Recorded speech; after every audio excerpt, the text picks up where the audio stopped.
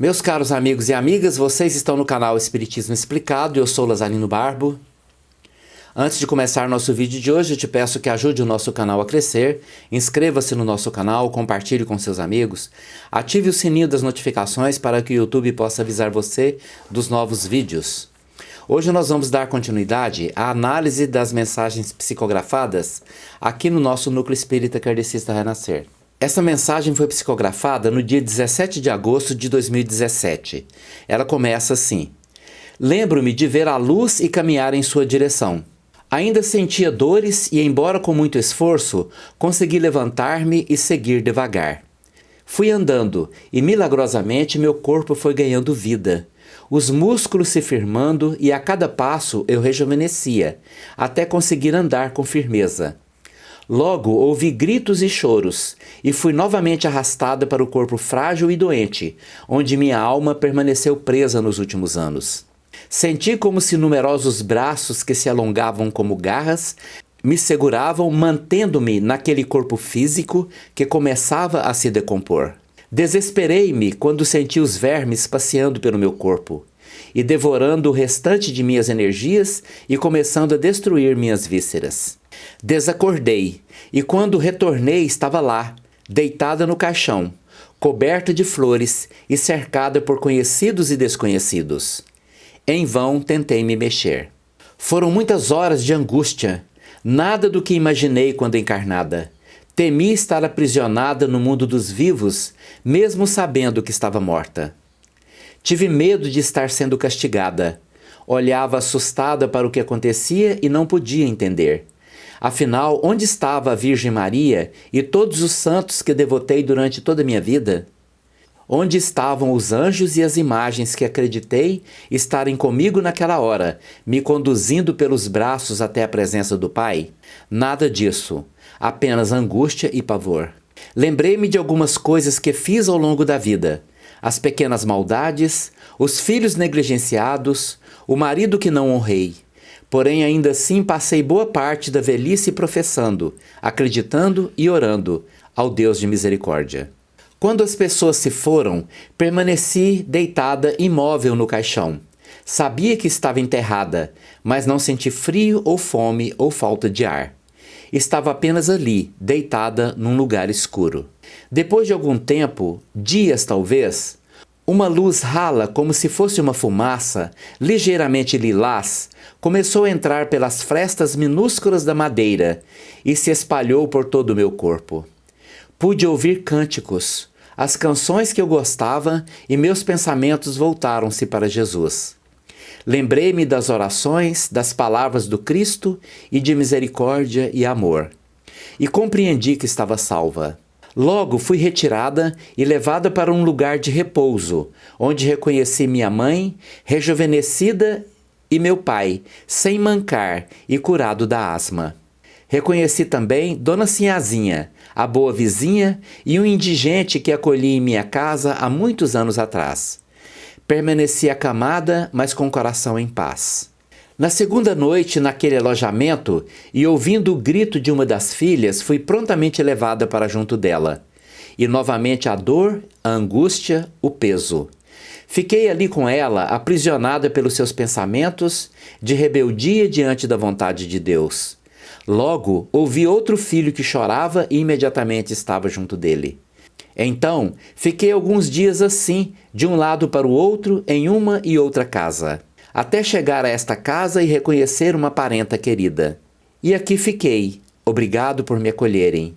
Um senhor alto, de olhar tranquilo, e uma senhora esbelta de cabelos brancos como algodão, me deram os braços e segui com eles de volta ao meu leito. Assinado Geralda, pela médium Eliane.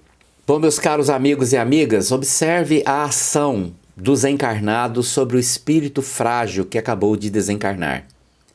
Olha como aconteceu com essa senhora, Dona Geralda. Uma senhora idosa, com vários problemas de consciência, ela não conseguia libertar de suas culpas, porque muitas vezes os atos da juventude vão pesar muito na velhice.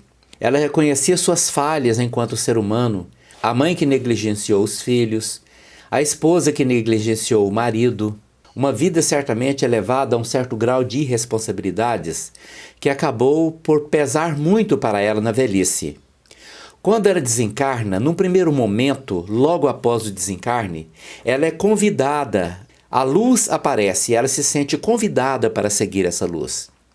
Mas imediatamente ela se vê atraída para o corpo físico, porque em volta do corpo morto, antes mesmo que estivesse no velório, o desequilíbrio total das pessoas recaiu sobre ela como uma invocação, onde ela não tinha forças para resistir.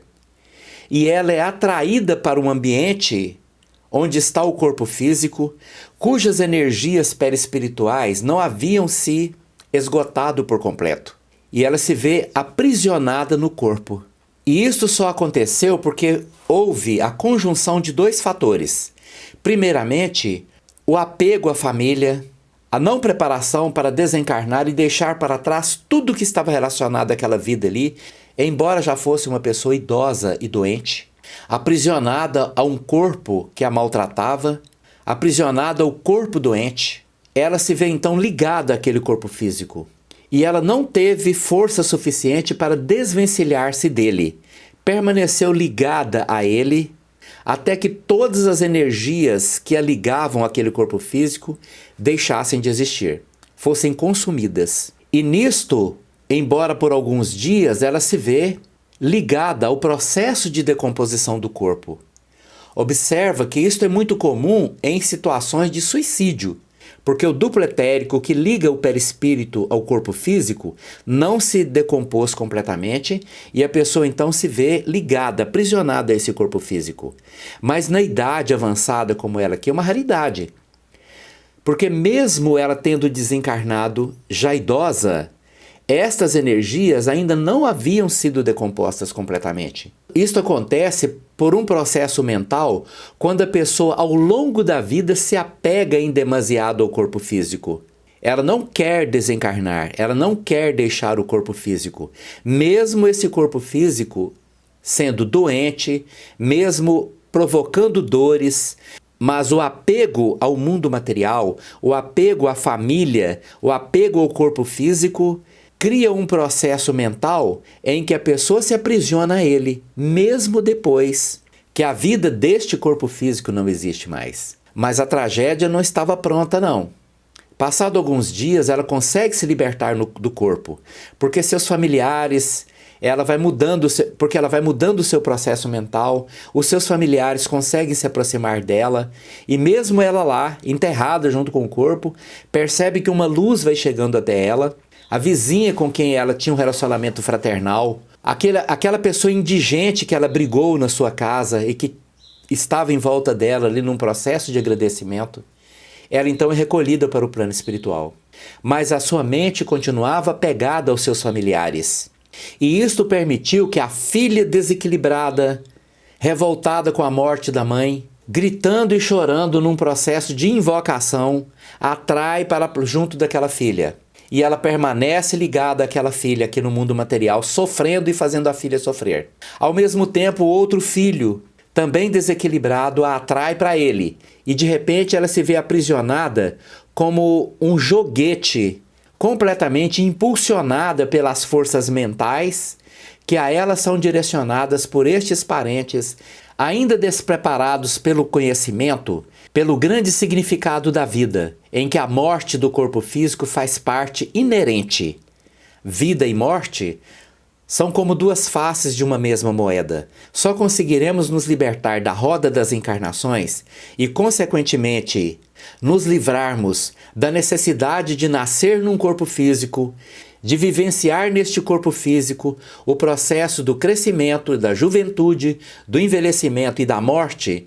Só nos libertaremos da roda das encarnações quando nos libertarmos de todo egoísmo e de todo apego. Até lá, nada poderá nos livrar deste processo. E a família despreparada para entender o significado disso, e infelizmente a grande maioria das religiões não preparam as pessoas para isso, na verdade, com a ignorância relacionada ao processo da chamada ressurreição no corpo físico, e não no mundo espiritual a cada vida, que vivemos aqui, porque a ressurreição acontece em cada uma de nossas vidas. Seu corpo morre aqui e você ressurge no processo da ressurreição completamente vivo no plano espiritual.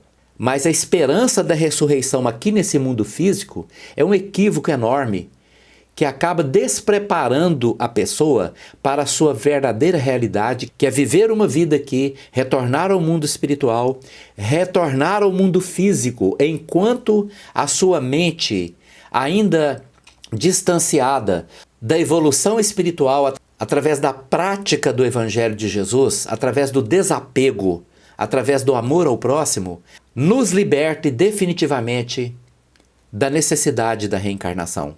Assim aconteceu com Dona Geralda, até que ela conseguisse se libertar e pudesse então se integrar por completo no mundo espiritual, distanciada das energias mentais aprisionantes dos seus filhos, que teimavam em manter a sua presença junto a eles, mesmo depois que o seu corpo físico já havia se decomposto lá na sepultura. Muito obrigado pela sua atenção. Se você gostou do nosso vídeo de hoje, deixe aí o seu like, inscreva-se no nosso canal e compartilhe com os amigos. Muito obrigado.